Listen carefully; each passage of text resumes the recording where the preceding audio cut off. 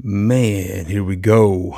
Man, I sound like Dak Prescott. Man, I should start that all over. No, I'm just kidding. All right, but seriously, here we go. Welcome to the main zone. I am Jermaine. Thank you for tuning my podcast. Wherever you are, however you're listening, I appreciate it. Spotify, watching on YouTube. Thank you. It's been a long time. It's been 6 months since I did an episode, even maybe even up to 7 months.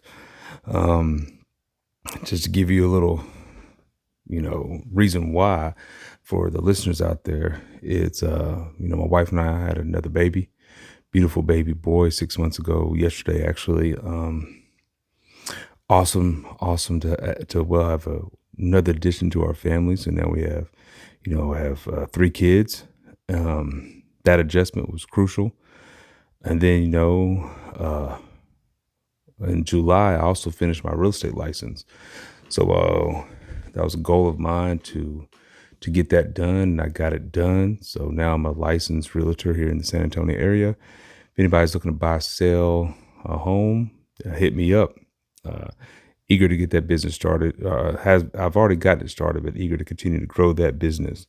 And then, I work in education. I started my 10th year at my school, and it's each year, as you all can see through teacher shortages and how things are in education, it gets harder and harder. So this year's been, a trying year, I should say, in that area. Happy for my students though, and happy for, the sports that I have at my campus. But, life just, for a while there, I would write down like episode ideas and like NBA preview, NFL preview. And then we'll just never get around to recording it, trying to get everything done is difficult. So I took some time off, and then the last probably 3 or 4 weeks, each week I was like, yeah, I'm gonna do an episode. Yeah, I'm gonna do an episode. But then I would have more or less like, should I do it or can I do it? Because it's almost starting fresh again, So tonight I just said, let's rip the Band-Aid off, and especially after the All-Star game, what we got to the pathetic effort we got to see. So I was like, well, what better time to get started than, with the All-Star game. So, we got a lot to talk about though, a lot. I had so many things on my agenda list, but I narrowed it down to 5. So let's get started. But again, I want to thank everybody that has been listening, and continue to listen to those old episodes. Some of them are still relevant, but more is coming. I'll say that more is coming. I'll find my rhythm again, find my timing again, and keep this thing on the road. Like I said, I've read that you got to get to 50 episodes to see if you really enjoy it. So we're a little bit past halfway there, and let's get it done this year, 2024. Before I get started with anything else, man, I've got to say, of course, happy Black History Month to all my people out there. Continue to do great things. I have such a great group of people that I know that are just thriving in the world. So continue to do that. Continue to set an example. If you listen to my very first podcast back in 2020, I named 50 Black men who were all great fathers to their children. So I'm always, being mindful of where we stand. And too often, as Black people in general, the world doesn't give us the credit that we deserve for all the great things that we do that are even outside of the realm of sports and entertainment. There's so many other areas that we're great at, and unfortunately those don't get talked about enough. But we have great doctors, great teachers, great engineers, great politicians. Across every spectrum, we've got greatness. So for those out there, continue to be great. All right, moving right along, man. So let's get started with, I got to get to the NBA. But before that, I got to give the props to the Kansas City Chiefs winning the Super Bowl. Usher, what a phenomenal halftime show. Did Usher have great job. I loved all of the extra people you brought in. I loved how you paid homage to so many stars before you. Fantastic. The Chiefs, good job. I'm not a Chiefs fan, but gotta give props where props are due. Patrick Mahomes is on his way. Can't say he's a GOAT yet, but he's on his way to being the greatest quarterback of all time. So big ups to the Chiefs. They'll be back. My Cowboys, as always, let me down. But football's over, so let's move right along. But right before I move on from football, I hope some of you had a chance to check out the Pivot podcast when they had Dez Bryant. And this goes even back to education and how we help young people, particularly parents. And they asked him a question of generational curses. And he read something to them. I'm just going to paraphrase it, but he said, stop yelling at your children and expect them to have a good night's sleep. Stop yelling at your children when they go to school in the morning, expect them to have a good day. And that is something I think me being a parent and all parents should pay attention to.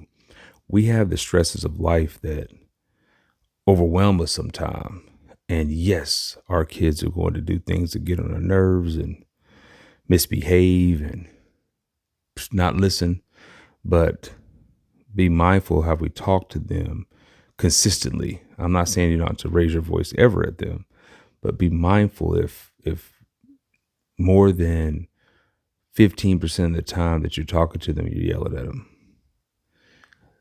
It becomes debilitating as they grow older, because that's the inner voice that they hear, is what Dez was saying. But I even also agree with that from the standpoint of when you have moments of anxiety or fear, self-doubt, those words creep into your mind of the yelling and the not so pleasant talking that a parent can do to their child. So not trying to get on my soapbox about parenting, but I thought that was really insightful that he opened up that segment with that, because it's so relevant to all parents, especially parents that have we all have stress, but then there's some parents that have more stress. A single mother has more stress than a dual family.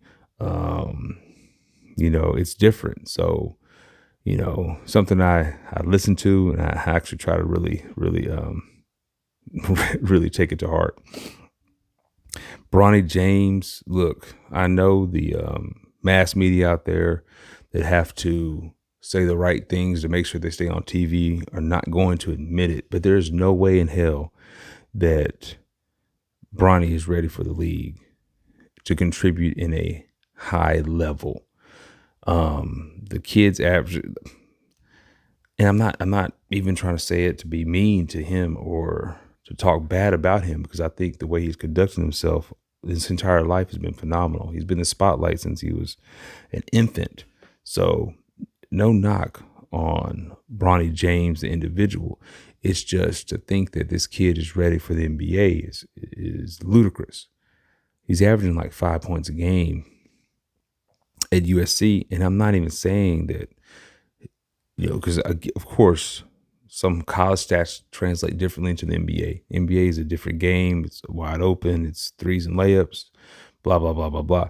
But to say that this kid is ready to make an impact in the league, they're just tripping. Like, let him get his time. Let him take each year and go year by year. And if the stock is there, draft him. But it's not waste a draft pick NBA on. And I'm not saying not waste one, because I'm not mad at the fact that just because you're LeBron's dad, you can get drafted. I'm not tripping. If I was good enough to get to the league and I had a son, and the team, just because they wanted to sign me, would sign my son, I'm all for it. Yes, would I be taking a spot from somebody more deserving? Who cares? That's life. I mean, that happens all the time in the corporate world. That happens all the time in life in general. So get over it. But I'm hoping that people will realize that he's not ready. So that's just a little segue into the main two topics of tonight, which I'm not going to be here even that long tonight, which is let's go with the All-Star game. Like, first, let's talk about some good things about All-Star game, All-Star weekend. Okay. Sabrina and Steph's show was cool to watch. Hopefully they add to that next year. The 3-point contest has now become like the main attraction on All-Star Saturday night.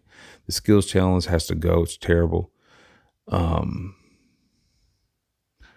The game itself. Now let's get to the game. The good things about the game is it was actually pretty cool how they really tried to pay tribute to Indiana grassroots basketball from the standpoint of they brought out some of the icons, Larry Bird, they brought out Reggie Miller, and then Oscar Robinson. So that was super cool. They really tried to show what Indiana basketball is, not necessarily in NBA basketball, but grassroots Indiana basketball, Hoosier style. So that was cool. The game itself is beyond terrible. Again, I was listening to Chris Bouchard today, and he was saying how NBA guys, by the time they get to All-Star weekend, they get fly in probably Wednesday night or Thursday, and they have media obligations, they have NBA obligations, they have obligations to their other brands. So I get all that. So they'll have to host a party for Nike, or Clutch Sports will have a party for their All-Stars, and then they'll have to do something they have to read to kids or do something for the NBA. I get it. It's for the average fan, for the players. Okay, it's tiresome. They're tired. They look for this break to get to kind of decompress and get ready for the second half. Well, not the second half anymore because it's so far into the season, but the stretch drive of the NBA season. But then they get to the game and it's like, let's just lay an egg. Zero defense, zero effort. Who cares about the defense? The fact that these guys put in zero effort is the reason why the ratings were so low. I think the 02-03 All-Star game had 10 million people watching it, and this one had 4. So in 20 years, you lost 6 million people to watch your brand is what the NBA, that's your brand. It's your showcase All-Star game. It is the top 24 players of that year that are in the NBA to come together and play in the game. And the final score this year is 211 to 186. So let's go back to all the obligations that players have. Okay. You have obligations. You have a demanding schedule for those 4 days. Now let's make it relevant to everybody else in the world. We have jobs. We have things we have to get to. But at our job, hopefully we try to perform at our best most of the time. Their job is to play basketball, and their key event that weekend is the game. And for the game to be I think they took over, almost every shot was a 3. It's embarrassing to watch.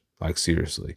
I think Luka and Jokic actually struggle playing in it because they're actually basketball players, and they're looking at this like, yo, what is this? This is trash.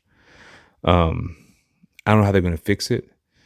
To say that Broussard also said that if you gave more money to players, they would play. These guys are already making 20, 30, 40, 50, 60 million dollars.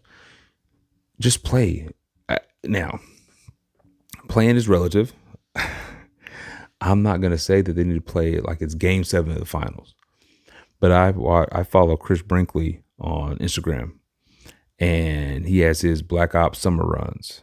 And if you watch any of those videos, I saw a clip today. I actually posted on my social media page myself. You see KD with the ball at the left elbow, guarded by, I forgot the guy's name, but his last name is Thomas. I don't think he's in the league anymore.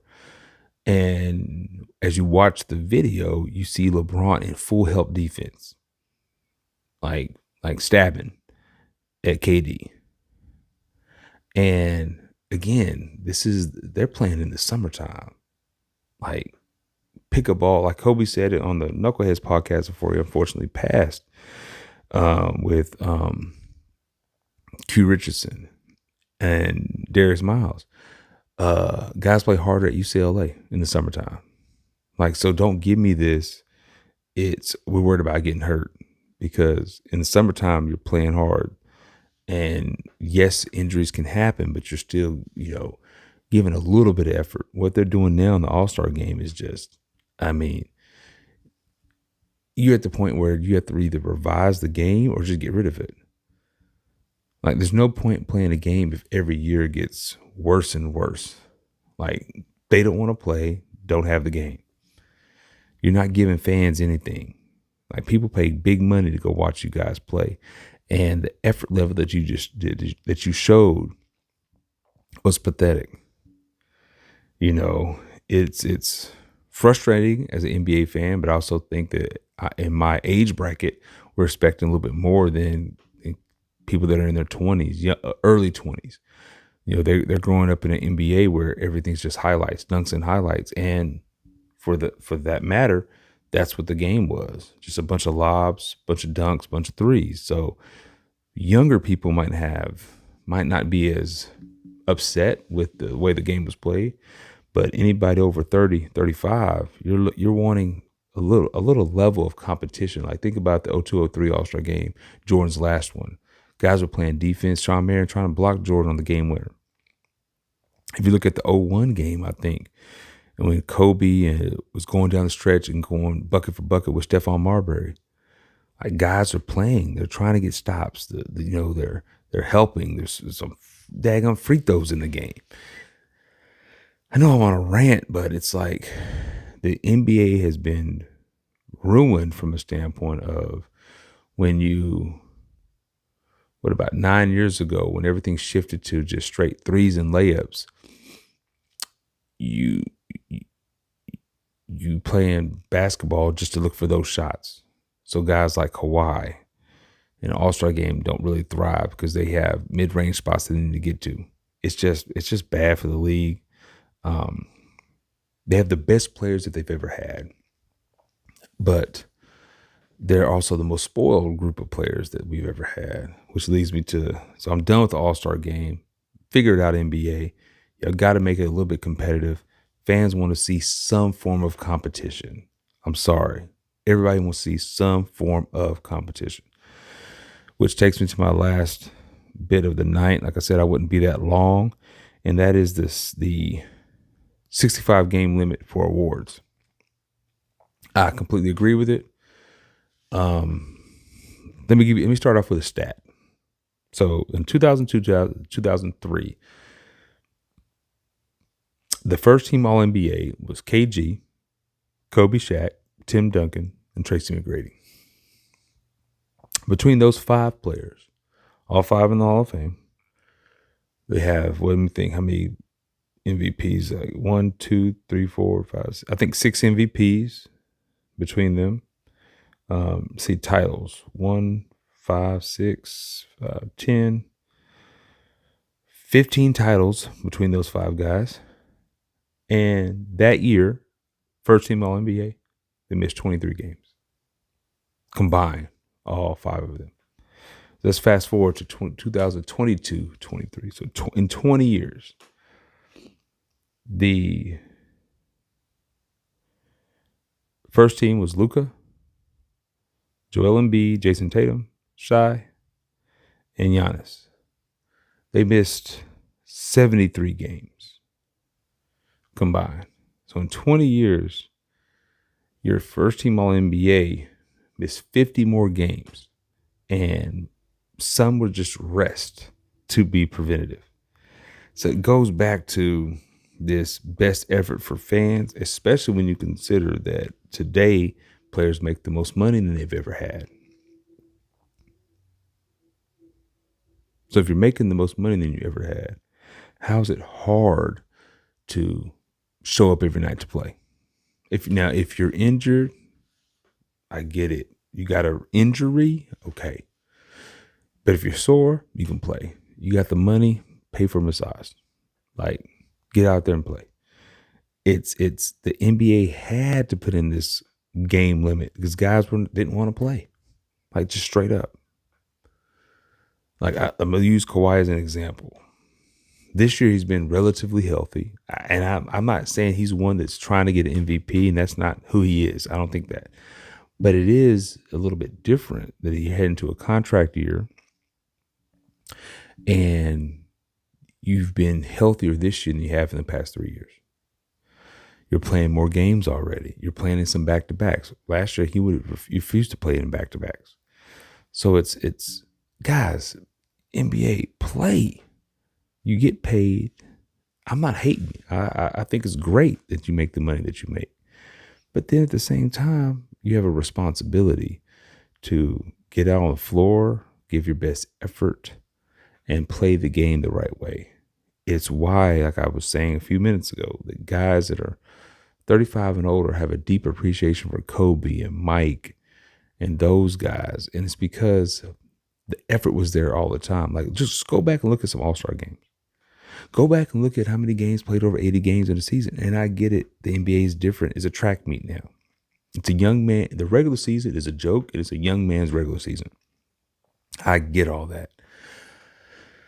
But the league and Adam Silver are going to have to do something to figure out how to make the All-Star game better. And if it's not 65 games, it's the limit. Figure out another way to make sure you get guys playing. It's just as simple as that. You're talking about adding 2 expansion teams, which waters down the league a little bit more, but I'm all for more guys having jobs. So I'm cool with that. But make sure that the players that you have are giving the best effort and working as hard as they can and not wanting to be in the NBA for the NBA lifestyle, but be in the NBA because they love the game. I think that's a crucial for all players. It is that don't do your best to make it to the NBA for the lifestyle that the NBA can give you. Make it to the NBA because that is your passion. Because anything you're passionate about, you'll thrive at and want to work hard. So I'll end it with that. Glad I have finally got another episode under my belt. Like I said, just got swamped and needed some time to regroup. And I missed my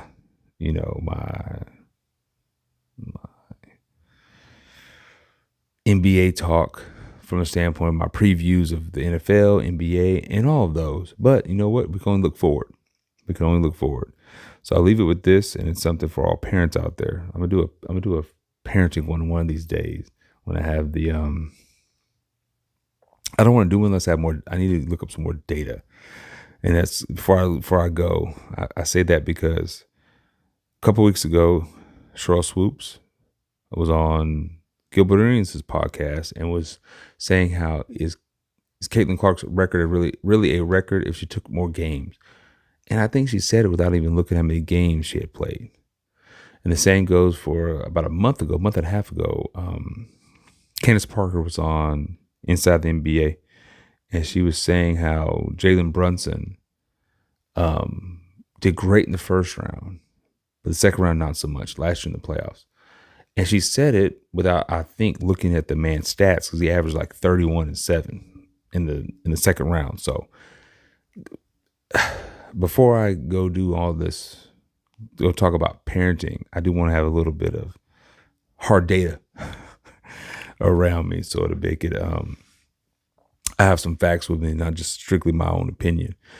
And because too often all we do is give opinions as opposed to looking up what the facts are. So that I'll end it with that. As always, man, like, subscribe, share, tell a friend about this podcast. I know there's millions of them out there to listen to. And for those that choose to listen to this, even if it's just one time, I am very thankful. As always, be blessed. I'm out.